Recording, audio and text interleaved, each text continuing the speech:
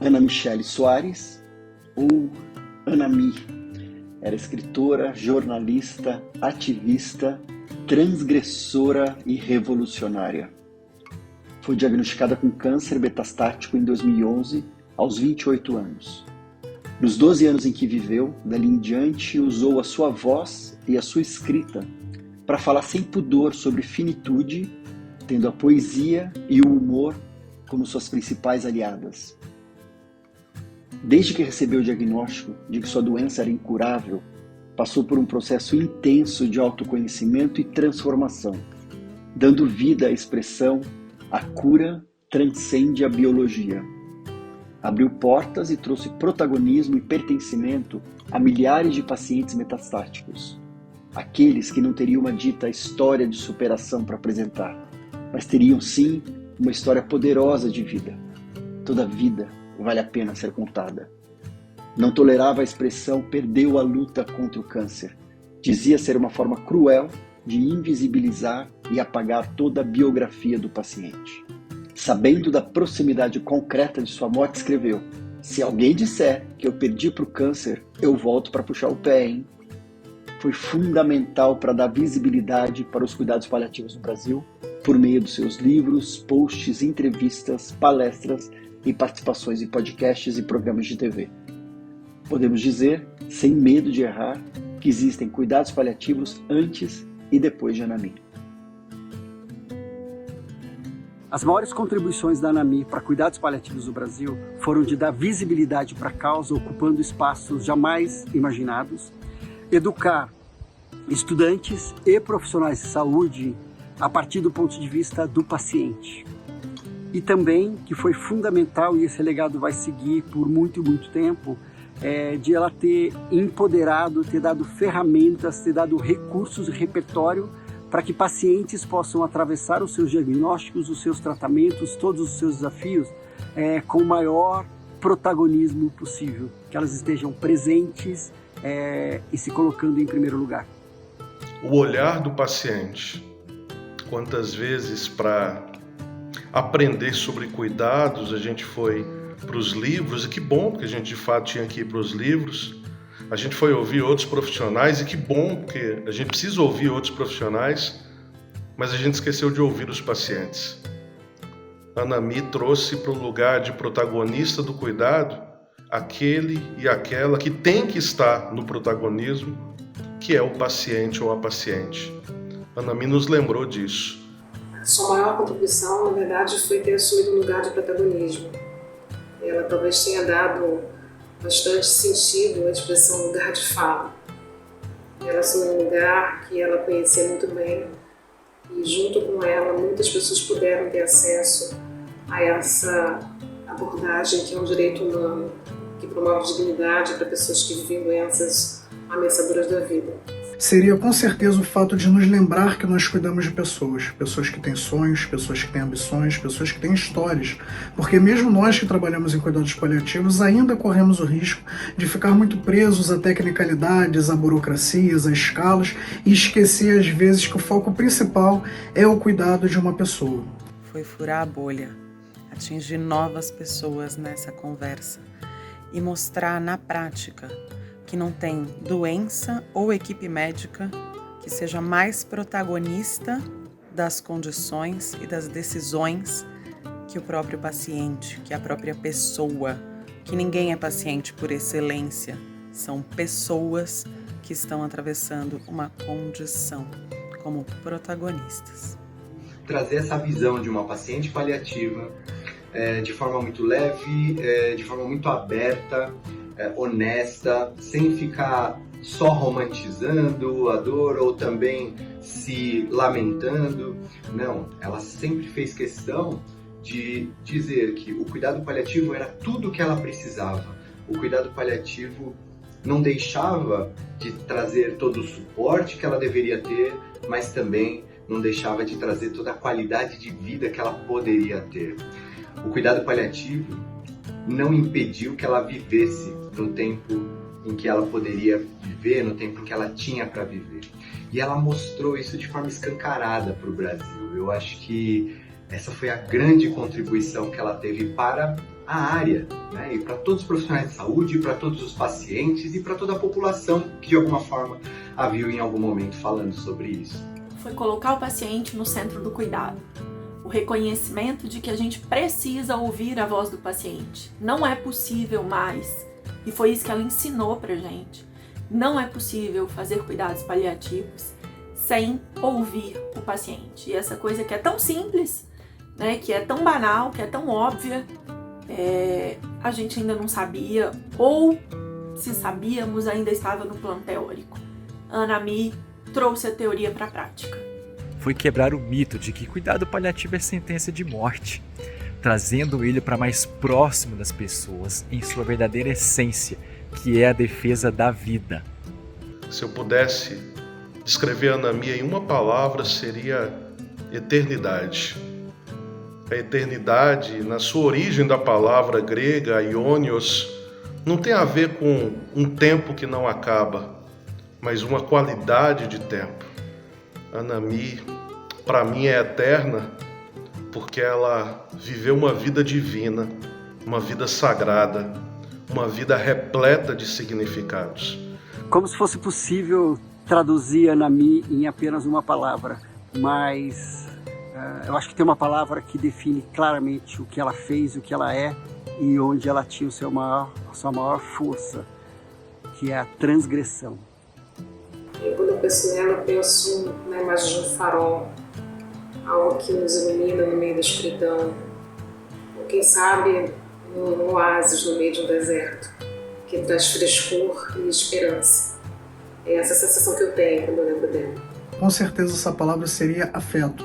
Ela sempre foi uma pessoa muito acolhedora, muito próxima, muito carinhosa com aquelas pessoas ao redor dela. Revolucionária. Seria leveza. Eu sempre que a ouvia, sempre que via suas fotos, sempre que a assistia em algum lugar, era leve, era tranquilo, era simples de entendê-la. Seria força. Seria superação. Superação de tantos obstáculos e dificuldades que ela com certeza encontrou no caminho e ressignificou tudo isso na mensagem de vida que ela tanto trouxe como também praticou. Anami vai seguir viva em mim através dos livros, das mensagens que a gente trocava, mas especialmente através dos pacientes que chegam até mim, muitos deles, especialmente muitas delas, que chegaram até mim pela Anami, pelas palavras da Anami, escritas, faladas. E todas as vezes que eu puder ajudar um paciente, eu tenho certeza que a Anami continuará viva em mim. Através da prática diária e da busca constante pela mudança de paradigma na saúde, mostrando que pessoas com doenças graves estão vivas e que precisam ser enxergadas como pessoas, não como doenças, e que merecem sim toda a qualidade de vida que for possível. Através do seu legado, das histórias e ensinamentos, do seu jeito simples, divertido, de quem viveu a vida como quem sabe viver direito. É o Ernest Frost que tem no seu túmulo uma frase que bem poderia se aplicar a Anami. Ana Michele viveu um caso de amor com a vida. Através do meu trabalho, através do meu engajamento para que outras pessoas possam ter acesso aos cuidados paliativos, enquanto psicóloga paliativista me comprometo em, de alguma forma, poder tornar acessível uma abordagem que deveria ser direito de todas as pessoas que necessitarem. Então, enquanto eu respirar, a Anami vai existir dentro de mim, e de forma que outras pessoas possam também ter o direito de viver uma vida que faça sentido, uma vida inteira. Eu acho que é o poder de incluir diversos opostos na vida. É essa sabedoria que ela desenvolveu e que ela internalizou de incluir dor, sofrimento como parte da vida e não o oposto da vida.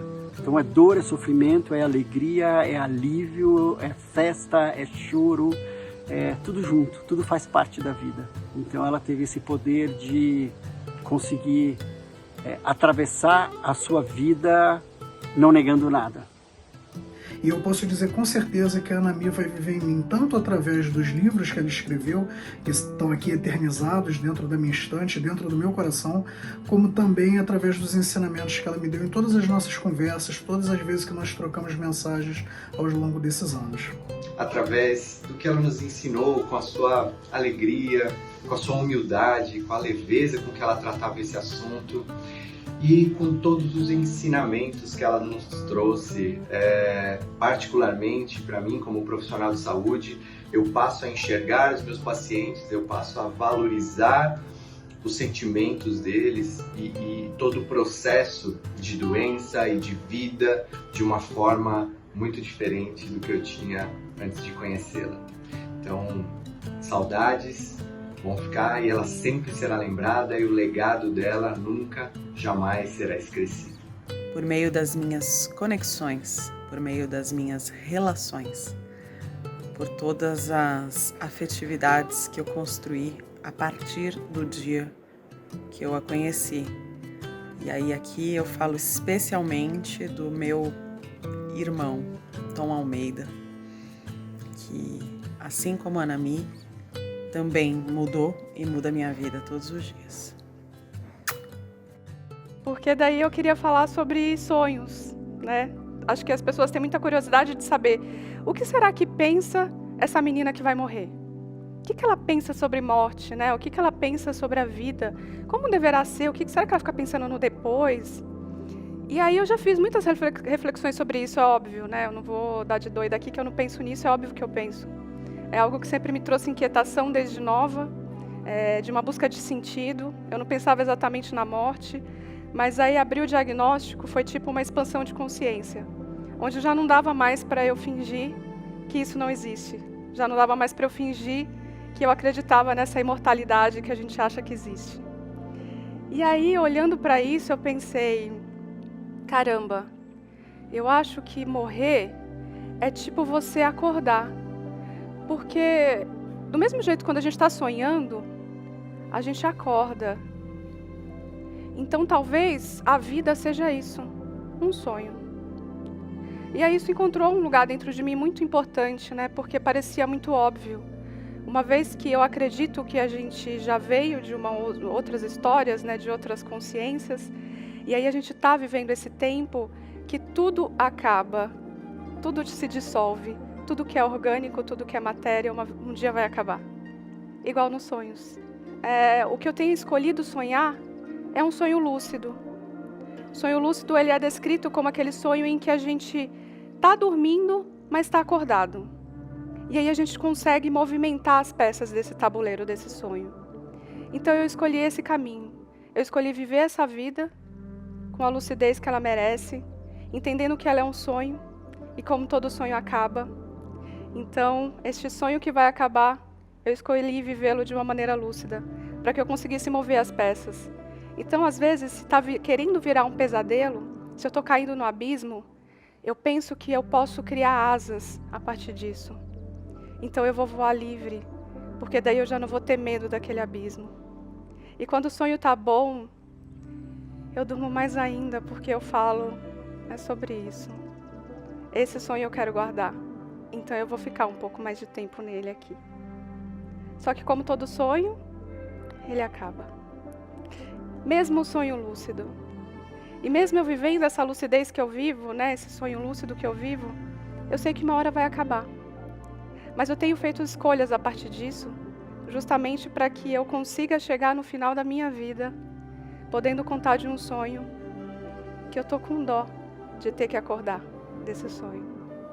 Então, se vocês têm curiosidade de saber o que pensa uma paciente como eu, que tem essa lucidez dos fatos, então talvez vocês precisem entender que eu considero a vida um sonho e que eu considero a morte o despertar para uma outra consciência, para uma outra vida, para uma outra totalidade, né? Eu realmente acredito na totalidade, então, não sei. Eu sei que é para esse lugar que a gente vai e aí a gente vai olhar para trás e vai ver que foi todo um sonho.